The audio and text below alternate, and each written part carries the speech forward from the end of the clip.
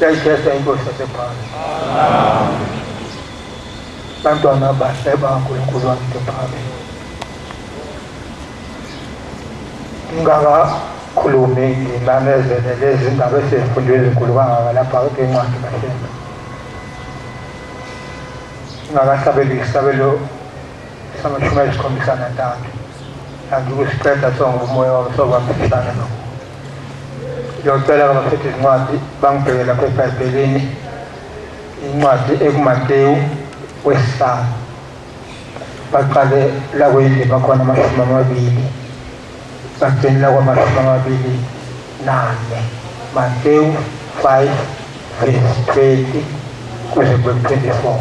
Bazobe bebeka ngesikhathi.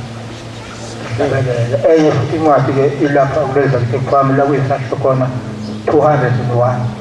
Baqale endimeni yesihlanu. Sihlabele lo 201 indima yesihlanu bakufunde zonke ngisele. Ngiyakholwa kuyise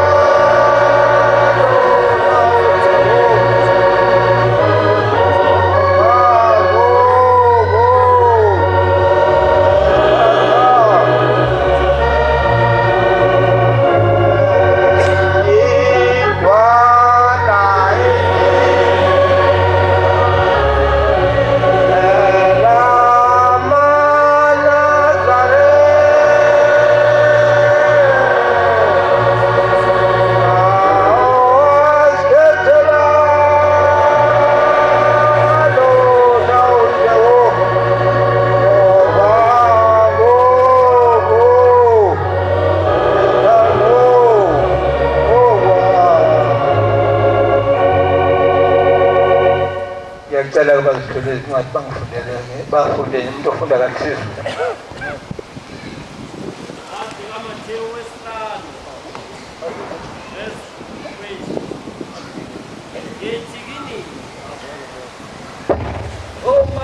ukulunga kwenu.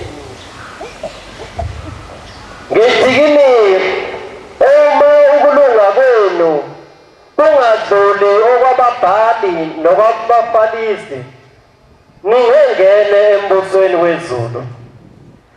Nizwile kwathiwa kwabendulo ungabulali, obulalayo woba necala lokulahlwa.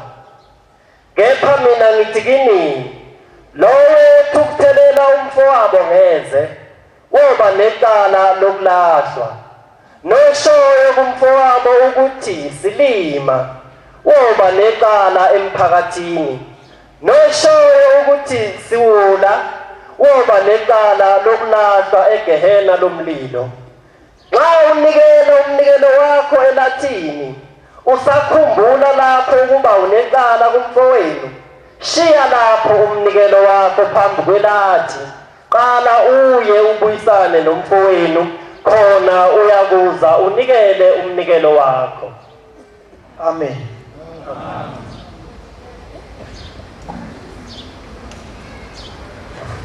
otholele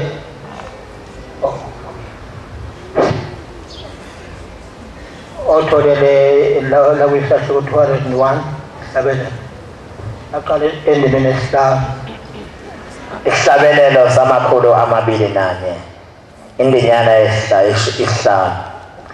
Lo muzi okhazimulayo akangeni noma munye ogama lakhe lingalotshiwe encwadini yokuphila. Yofika imini enkulu eyesabekayo. Wozani silobe amagama ethu encwadini yokuphila. Wozani masinyane ilanga lingakashoni.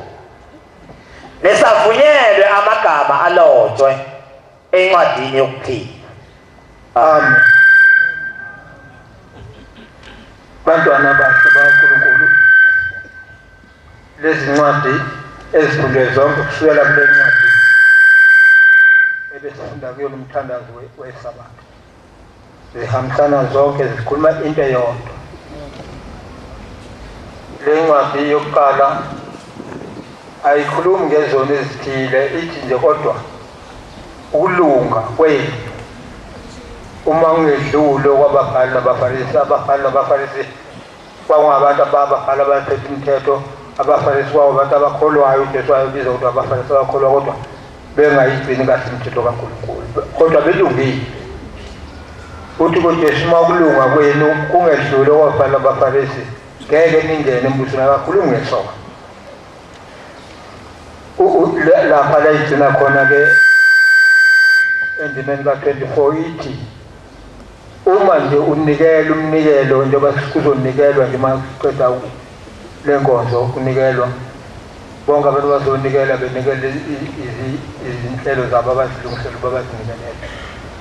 Kodwa uma umuntu ecabanga ukuthi kukhona lapho mhlawumbe esithukuthelisha umfowabo khona, akawubeke umnikelo wakhe aqala ahamba ayawuxolisa kumfowabo aqala bese buya-ke ezonikela uba wemukele-ke umnikelo wakhe. Amen. Leke futhi ekhona ukuthi lowo muzi okhazimulayo iyahambisana ngoba nayo ikhuluma ngokuthi uma unezono eziningi ezithile ngeke ungene embusweni kaNkulunkulu, kodwa ikhuluma ukuthi nje uma igama lakho lingalotshiwe encwadini kaNkulunkulu ngeke ungene embusweni wezulu. Ngakho-ke njengoba sibuthele lapha sizama ukuthi sizocela uNkulunkulu ukuthi amagama ethu alotshwe encwadini kaNkulunkulu. Ma kufika abasezulu abathole abantu ababuthene ngosuku lweSabatha endlini kaNkulunkulu, sitholakale nathi silotshiwe basilobe. Ayikhulumi ngezono eziningi, ithi-ke abantu abeze masinyane besavunyelwe ukuthi amagama alotshwe encwadini kaNkulunkulu. Silapha-ke ngakho uba sifise uba amagama ethu alotshwe encwadini kaNkulunkulu ngokuba iyasho ukuthi uma amagama ethu engalotshiwe encwadini kaNkulunkulu ngeke singene ngaphandle kwezona. Uma nje kutholakala igama lakho lingalotshiwe ngeke uze ungene embusweni wezulu. Bantwana bakaNkulunkulu sibuthene endaweni enkulu kakhulu-ke lapha, kungekho khona la kufika khona abasezulwini ezoloba abagama abantu ayikho indawo ngaphandle kwalapha la kufika abasezulwini abazoloba amagama abantu ababuthene endaweni kaNkulunkulu. Zikhona izindawo abantu abaningi kakhulu nabagqoke kahle kakhulu bembethe kahle bezikwalile kahle besibake kahle izicathulo zabo ezinhle bebahle kakhulu begundile bebahle kakhulu kodwa abafika abasezulwini zoloba abantu encwadini kaNkulunkulu. Kulapha kuphela eminyakeni phambili ngathi kwaku-1947 ngihlala eThekwini ngaleso sikhathi ngase ngihamba ngiya esontweni zami ngapha eningizimu neTheku phesheya nganele komlalo abazi uma ngifika-ke ihlobo zami lezi zazikhona ebandleni lasewesini sengibuza ukuthi manje ukhona umuntu omnazaretha lapha kule ndawo na bathi bakhona kodwa bakude phesheya komlalo ngeke kwazi ngoba izwe lawo lapho kodwa-ke khona isalukwazi esikhona lapha eduze kwethu naso siyasiwele sesabatha phesheya komlalo lelinye ilanga siyihlalela ngase ngithi abangikhombise ukuthi sikuhle bazikhombisa kusuku ngase ngisasikhona ngase singahambi lapho ngiqonde ngokulotshwa kwamagama encwadini kaNkulunkulu ukuthi mhlawumbe kwesinye isikhathi ungaba nazo izono eziningi kodwa uma kutholakala waba nenhlanhla ukuthi uma nje namhlanje abasezibezoloba ube nenhlanhla ukuthi lotshwe igama lakho ungafika ungene ezulwini uma litholakala igama lakho lilotshiwe. Uma sefika lapha ngifika kulesiseko sengenza umthandazo sengikhuluma-ke ngendaba kaShembe nami sisubabili nje nesiseko ukude nje umlando. Uma sesiqede sesingikokhela isawu lapha eminyakeni kule minyaka nje unyaka ophelile kwakuno-14 khona lapha ekhaya. Sithi-ke uma kuno-14 kwasokufika izinsizwa ezintathu zizwa kukhala isigubhu amakhosikazi esile sezingena-ke zibukela-ke ukusina kwamakhosikazi. Uthi-ke kwasina-ke uma sokwembathwa abamanje sokuzongena inkonzo zase sitshele zezinye insizwa asihambe kwathi kusale enye insizwa ezalwa ngumne wabo walesisalukazi singumamkhize lesisalukazi lesizwa leyakomkhize yasitshele lesizwa kulezi ezinye ezimbili cha kulungile hambani ngizifika ngoba kusekude la siyakhona zaziyawo zona ememulweni entombini yasefumathe hamba sihlala-ke lesizwe kwangena inkonzo-ke kwashumayelwa amakhosikazi eshumayela kwaze kwasa kwebhala 14 kwasa yasihamba-ke lensizwa. Uthi kwathi-ke mase ukuphelile 14 yasibuya lensizwa iza kimi yafika anti manje lapha khona engizokubuza wathi-ke uthi ngathi cha kulungile kubuza wathi lapha ngesikhathi kungena inkonzo nimboneleni umuntu ongena lapha endlini ngefasitela eliphezulu endlini kaRondo na uthi ngathi nakasanzi ngibona.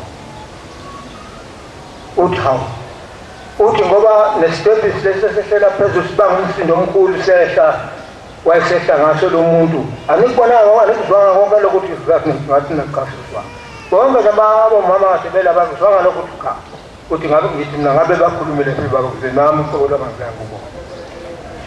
Uthi-ke ithi-ke lesihawu yamangala ngoba bengithi mhlawumbe yinto eniyibonile le nithi kuthe uma sengigqoka nembatha kuzongena inkonzo ka-14 bakhona abanye abantu bavela phakathi kuya-14 ku-14 lapho kulotshwa khona amagama amakhosikazi onke akhona lapha ebandleni. Amen. Bakhona futhi abavela phakathi kuya-23 lapho kulotshwa khona amagama abantu bonke izizwa zonke ezikhona ebandleni. Bakhona futhi abavela phakathi kuya-25 athi umntana ngiyobona ngelinye ilanga kulapho kulotshwa khona amagama okuyothi mhlawumbe-ke noma usuhambe emhlabeni kukhona okuvimbayo kodwa ngokuba igama lakho lalotshwa ku-14 noma ku-25 3 noma 25 uthole usungena noma kufuneka amathalenta lapha ekusebenzela ukholwa kufuneka amathalenta lokwenza u25 40 23 amathalenta lawo ayenziwa uNkulunkulu uthi siwasebenzele uthi ke lo mama ke ithi ke lesizwa ngesikhathi ke senigoka kwesistephi kwase kwesho umuntu obembethe izingubo ezimhlophe engithe mangithi ngiyambheka ekusweni ngaze ngambona ubuso kakhasumula ngendlela emangisayikhophayo uthi sethi bhu wasezibhula kakhulu libhu waseqala umkhokhele embhali uthi ke ngangezwa ukuthi ukhuluma uthi ngangizwa nje ukhuluma kodwa ngezwa ukhuluma thina bhale asilo wasebabhala aqeda wonke amakhosikazi wayeseza kimi wayesethi lesikokole lesizosana libona uthi wayeseza kimi wayesethi wasekhuluma kimi igama elizwakala ukuthi wena umuntu wesilisa lapha inkonzo yamakhosikazi kodwa ngoba nawe ukhona uhlale kwaze wavala inkonzo zokuloba nawe igama ngizoloba amakhosikazi ngokuloba nawe igama lakho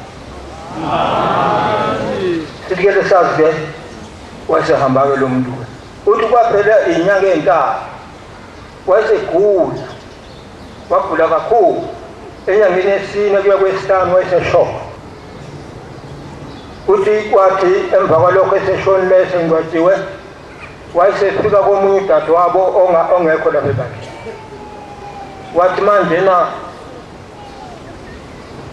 yathi ubaba ngicela uhambe kumkhonyana uyothatha inkomo uthi akunika inkomo leyayisale ulotolo ningithengele umnazaretha nehawu neshoho yathi ngimile ezulwini ngabe ngingelile ngoba kuthe uma kubhekwa ibhuku labantu abangena ezulwini kwathole igama emlikhona manje ngimiswe ukuthi anginawo umnazaretha ingubo le egqokiwe lapha kuyonyungwa abantu ingubo yasezulwini ingubo futhi embathwa ezulwini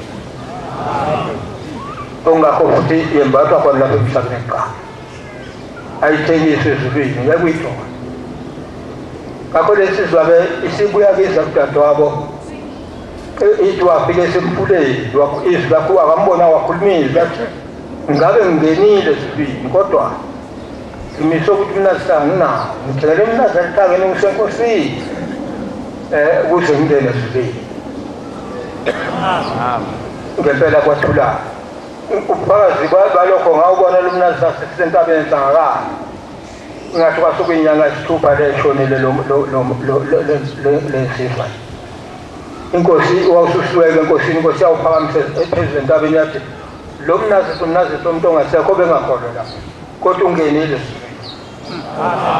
ngoba igama lakuthola elilotshiwe encwadini kaNkulunkulu yathi inkosi njengoba silapha nje entabeni asizile ukuzodlala sizele ukuba uNkulunkulu asilobe encwadini yakhe amagama ethalobe encwadini kaNkulunkulu ukuze singene njengalesi ziyuphabe ubambe kanti inkosi entabeni ngathi kwaku-1947 ngalo nyaka bantwana baNkulunkulu ngisho ukuthi besibuthele lapha ngendaba enkulu indaba yesikole sokufunda ngendlela kaNkulunkulu ukuthi kufanele kuhanjwe kanjani ithi le ncwadi uma ukulunga kwenu kungedluli okwababhali nabaFarisi ngeke nize ningene embusweni kaNkulunkulu ngaphandle kwezona ungenazo sokuthi uma ukulunga kwakho unenhliziyo ngeke kungene njalo ulona abantu njalo kuyaliwa lapho wafika wena khona kuzoliwa wena uthi le English noma umkhulu mhlawumbe umuntu omkhulu abekho umuntu omkhulu abantu ababuthene lapha bonke mhlathulo omama bokhosana beze kuNkulunkulu kuphela owadala izulu nomhlaba bakhona abakhokheli bakhona befundisi bakhona abangeli abashumayeli abaphathi abasizi abantu nje abaqondisa umsebenzi kaNkulunkulu ukuthi uhambe kahle njengoba silapha sizile kumfundisi asizile kumshumayeli asizile nakumkhokheli kodwa size kuNkulunkulu umdali wezulu nomhlaba uba ukuba aloba amagama ethu ukuthi sikhona encwadini kaNkulunkulu. Njenganamhlanje nayo kuyahlisila kufanele ngabe sihambe sayothenga inyama yethu sose sihlale sibraye lapha sihlale emthunzini liyahlisilanga sithenga ama-cold drink ama-cold drink baphuza ama-cold drink kodwa sishile konke lokho asinathi asakhona senzela ukuthi amagama ethu alodwa encwadini yokuphila kaNkulunkulu. Sibuthene nje ngendaba kaNkulunkulu kuphela.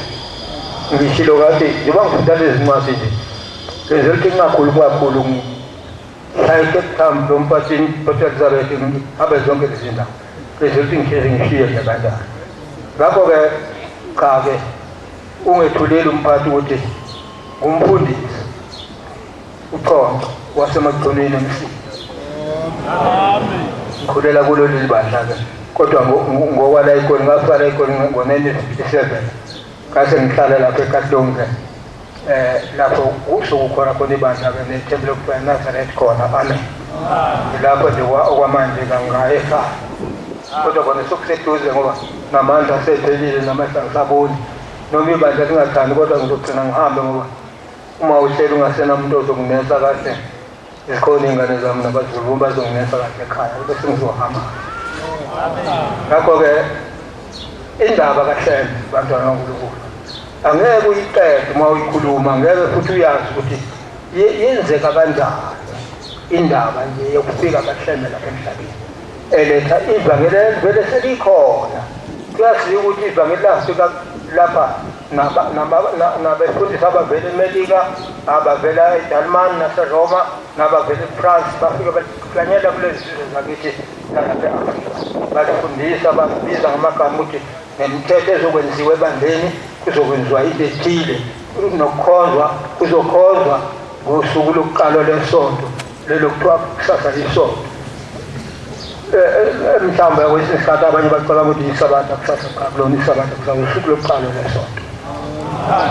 Lapha encwadini eBhayibhelini ayikho into ebhalwe ukuthi khona umgqibelo.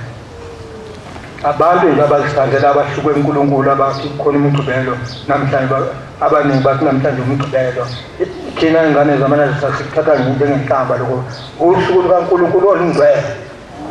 Ngiyocela umnyabhekele incwadi mayisethule asuma ifunde imbhalo 15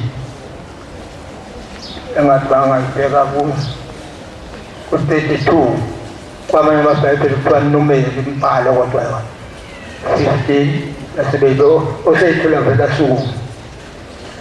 Ngichaza ukuthi-ke uHleme wasefika-ke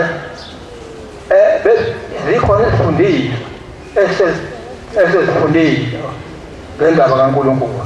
Funda incwadi yembhalo esahluko se-15 indinyana yama-32. Wathi abakwa-Israyeli besehlane bafumana indoda itheza izinkuni ngosuku lweSabatha. Abamfumanisayo etheza izinkuni bamyisa kuMose no-Aroni nakulo lonke ibandla, bambeka ekulindweni ngokuba kwakungakashiwo ukuthi uzokwenziwani kuye. Wathi uJehova kuMose, uzokufa lokufa lomuntu, ibandla lonke liyakumkhanda ngamatshe ngaphandle kwekampa. Lonke ibandla lamphumisela ngaphandle kwekampa lamkhanda ngamatshe lamkhanda ngamatshe njengokulokhu uJehova amyalile uMose. Washo uJehova kuMose ethi, yisho kubantwana bakwa-Israyeli ukuba benzele ubulwebu emphethweni wezingubo zabo. Ngiyabonga bani ngifunda kahle kakhulu imbesizo. Manje-ke ngitsheleke ukuthi-ke uma wena muntu noma umbhishophi noma ungufaka ushintsha indaba kaNkulunkulu, kodwa uNkulunkulu kwapha umuntu ngokwephula umthetho. Wena kubuthi ufundisa abantu ukuthi abephulisa abantu bese bengena esontweni ngosuku lokuqala lwesonto ukuthi ususibizisa abantu ngokuthi umgqibelo. uNkulunkulu likuphi igama lakho lapho? Kukhona incwadi ebhalwe lapha uJesu ethi yena akenzi ukuchitha imithetho kaNkulunkulu kodwa uzokuyigcwalisa. Umuntu nje oyovela ukhuluma le ncwadi yabhalwe endulo kabi yona le kaMateyu. Umuntu oyewephula umthetho afundisa abantu ngokunjalo ukuthi bawephula umthetho uyodwa mncane embusweni kaNkulunkulu. Kodwa umuntu nje oyoyenza ifundise yonke njengoba injalo uyena oyebamkhulu embusweni kaNkulunkulu. uThemba wafika lapha engafundile esikoleni engayanga ukufunda emfundini befundile abantu bonke beqhuba inkolo kaJesu Kristu befunde kakhulu, kodwa bona ngokuthi bephulisa abantu bafundisa abantu bonke umhlaba wonke ukuthi isabatha umgqibelo isono esikhulu kakhulu. Bantwana kaNkulunkulu sibuthene ngendaba enkulu ngoba sibuthene ngendaba kaNkulunkulu. Indaba kaNkulunkulu indaba ongeke uyilinganise nezinto zonke ezikhona emhlabeni ezenziwayo. Khona izinto ezinhle ezinye ziholela imali, ezinye ziyimali enkulu kakhulu, kodwa ezingeke zilingane nendaba kahle. Bantwana kaNkulunkulu ngesinye isikhathi uHlembe efika lapha ezweni ngapha eNingizimu wayesendaweni la kuthiwa kuseGospel. Kwabe sokufika kwathi mhla ebophayo esephindela ezothatha isitimela ephindele ePhakameni, kwasokufika omunye umuntu owazibiza ukuthi ungumprofeti. Wasefika-ke ethi Hlembe, ngizwile ukuthi ufikile ngumprofeti, nami ngumprofeti kule ndawo. Kwathi isikhathi eside kakhulu uHlembe esalima eplazini eVestata lapho uHlembe azalwa khona. Wayesethi uHlembe cha ngiyezwa ufike kabi esoxoxa indaba eziningi kakhulu, ngumprofeti omdala kakhulu besoxoxa indaba eziningi nayo, kodwa manje ngiyahamba isikhathi sesingishiyile isitimela songishiyile ngibophile nasi ngithwala yami nje sokufanele bangiqhube bangise isitimela siyothatha isitimela sibheke ePhakameni. Ngakho-ke ngizokushiya nomlayezo ukuthi nje kufuneka wenze isigugu sokuthandaza ekuseni noma uzoqala ntambama ngehora lesi-6 bese uthandaza futhi ekuseni ngehora lesi-9. Njalo-ke uyokwenza lokhu ukuthandaze njalo kulezi zikhathi engikutshela zona. uNkulunkulu uyokuphendula. Uthi-ke uma uyokwenza into isiguqo sakho lapho uzothandela khona, uthatha amatshe uwabeke noma laphi nje la uzowabeka khona bese uwaqaka bebushophe ushisa ngozongena ngalo uma uthanda uphume ngalo futhi.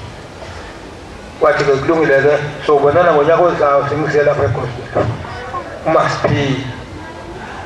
Kuthiwa-ke wahamba kuHlembe, wahamba lo mprofeti egculisekile ukuthi kukhona izwi elizovela uNkulunkulu azomphendula ngalo ukuthi mhlawumbe uprofeti bakhe sebehliswe yini, ngoba ngumprofeti etshela abantu izindaba kuleli yazwe laseNingizimu.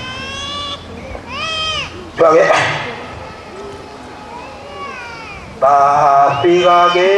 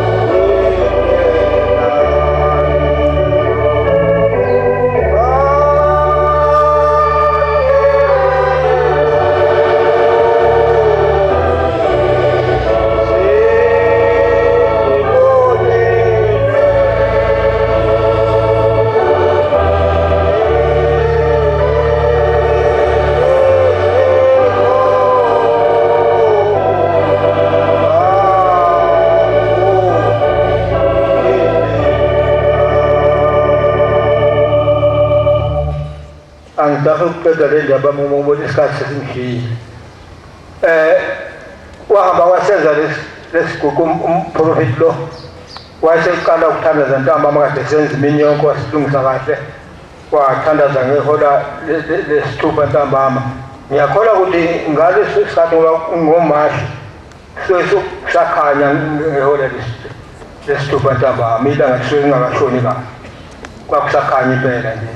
Wayeseqala ukuthandaza wabeka amazwi amabili kwasokhala ikati phansi kwesihlahla phezulu waseyiyeka ukuthandaza esezule efuna likati yalizwakhala lapha phezulu akaze alibone ikati.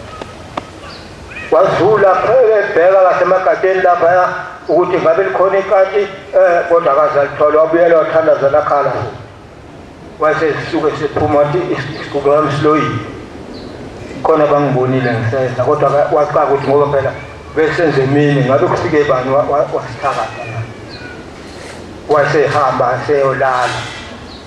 Wavuka ekuseni walungisa kahle wahamba futhi ngehola lesishiyagalolunye wasuke wangena waguqa wathandaza lakhala futhi ikati. Wayeka wabheka ukuthi uzolibona ikati akaze alibona waphinda wathandaza lakhala washiya wathi cha angiyeke koze kushembe ngezuthi kwenze kanjani isibhalo sonake wahamba ohlabeni. Ngonyaka ozayo wafika ushele kwafika yaqala efika nje sezulteza wafika yaqala babingelelana wathi awubaba manje cha impela ngizobika ngokuthi manje isiguqo sonakala lesizawuthangisela ngakho uNkulunkulu angiphendula ngoba isiguqo sami sonakala saze nje ukukhala kwekati. Wathi shebe hayi andi awuzwanga uNkulunkulu wakuphendula leli kati elalikhala uNkulunkulu wayiphendula wena. Hawu kanjani ngoba hayi ukuthandaza kuthi mina mthanda mangisathandaza ngoba ngacabanga ukuthi khona umuntu owabona isiguqo sami wayesengiloya sebeka ikati ukabe ngivimbele ngingathandanga. Wathi shembe yakhumbula ngonyaka othile wena ngangisalima emaplasi lapho phesithatha ngigibele ngayo wena wapheka inyama yakho wasuhamba enkonzweni esontweni wayibeka phezu kwetafula langena ikati layidla inyama yakho mawubuya wapheka ikati leqede inyama yakho wasubiza usuthatha ucingo usuxilela ngalo wasulenza emthini khona lapho lalikhala khona ikati. Wathi umprofeti awubaba uyazi lento indala ngabe sengikhohlwa ngisaya impela ikati ngalibula kanikile kakhulu ngoba ngilambile manje ngifuna ukudla inyama mlidle. Wathi so wathi ushebo wathi ulisengelela baphela uprofeti. Ngakho-ke ngisho ukuthi ushebo wafika abantu beshumayela ngendaba kaNkulunkulu kodwa kukhona lapho base bephazame khona ngokuthi ukukholwa uNkulunkulu akunika abantu abangabantwana baNkulunkulu kusukela nje kuMose kuzofa kuJesu ukuthi bakholwe ngakho bagcine isabatha bese bephendula bona. Kulo nyaka nje ngiphathi ngawubhala khona indaba okuthiwa i-Good Friday. Thina manje sangaba sisho kanjani ngoba uJesu wabulala izigebengu zizonda ukukhuluma kwakhe uqoqa kwakhe abantu ebasa esibili zase zimbulala bengafanele bakuthiwa Good Friday kodwa abantu ke bathi Good Friday thina ngabe mhlambe sisenze isikhumbuzo ngalolu suku makuyilo ngempela lo. Ngakho-ke ngisho ukuthi sibuthe ngendaba enkulu ndabashembe ongeke uyichaze futhi ngeke uyilinganise nazinto zonke ezikhona emhlabeni ezinkulu ezenziwayo emhlabeni ngeke uyilinganise nazo. Ngizofunda-ke incwadi ekhuluma ngengubo emhlophe ukuthi ingubo emhlophe abantu bonke abakholelwa kaNkulunkulu abafuna ukuya ezulwini bona hayi abangathandi fanele bathi ingubo emhlophe bathathuka ukuze le ngubo ngeke uyithola ithengiswe ezulwini ayikho nje esikolweni ithengwa lapha emhlabeni. Le ncwadi ibhekeni lapha kuSambulo sengathi kuSambulo 7 noma ngosuqala 13 awubheke lapho nje umfana wami ya ukhona usheshayo lapha sengiphetha mangikhetha wona kufanele sengizohlala phansi isikhathi ngazi isikhathi somsebenzi eminingi kaNkulunkulu. Incwadi yesambulo isahluko sesithathu indinyana yesihlanu. Akukho 7:30 sahluko 7:30. Incwadi yesambulo sesikhombisa indinyana ye-13. Laphenduka elinye ilunga lathi kini laba abembethe okumhlophe ngobani na, bavelaphi na? Ngithi lokhu inkosi yami iyazi wena. Lathi kini laba yibo abaphuma ehluphekeni okukhulu, bahlanza izingubo zabo nazenza zibe mhlophe ngegazi lewundlu. Ngalokhu khona phambi kwesihlalo sobukhosi sikaThixo bamkhonza emini nasebusuku ethempelini lakhe. Yena ohleli esihlalweni sobukhosi uyakuhlala phakathi kwabo.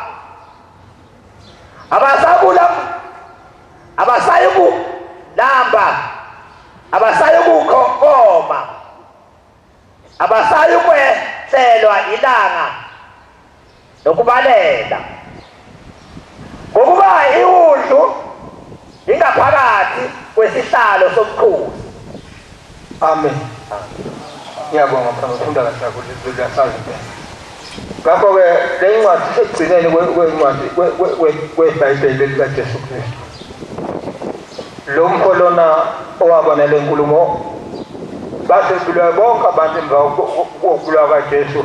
Bonke ababelandela uJesu basebulwa, yena wayesethathwa, yena wayesebekwa endaweni eyisihlanu esemahlathini, wakhishwa namehlo futhi. Lokhu wayesekubona ngokomoya. Le ngubo yayingaze yembathwe ifike nomhlanje. Amen. Njengoba iloba le ncwadi ithi laba bembethe okumhlophe abavelaphi na, abavela emhlabeni ekuhluphekeni okukhulu, baphambi kwesihlalo sobukhosi bekhonza uNkulunkulu ethempelini, basilapha ethempelini. Angithi sihlezi asiphuzile lokhu siphuzile manje, asomile futhi asilaphe.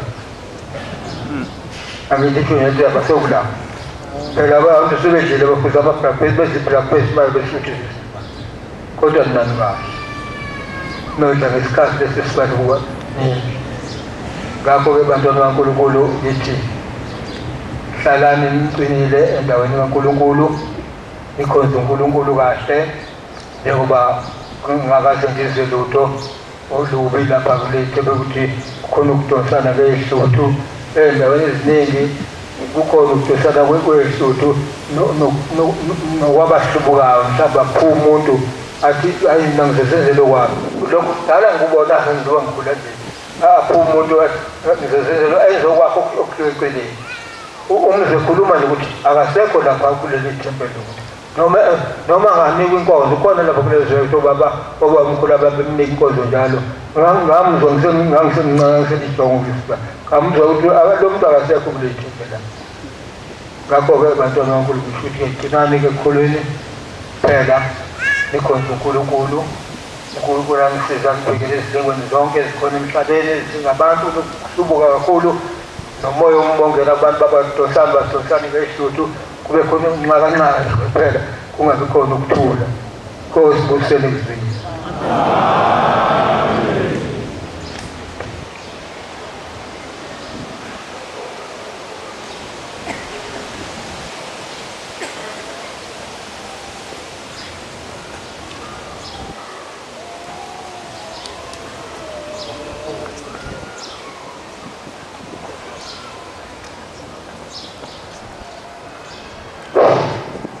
Ngakho-ke sizovala inkonzo ngesabelelo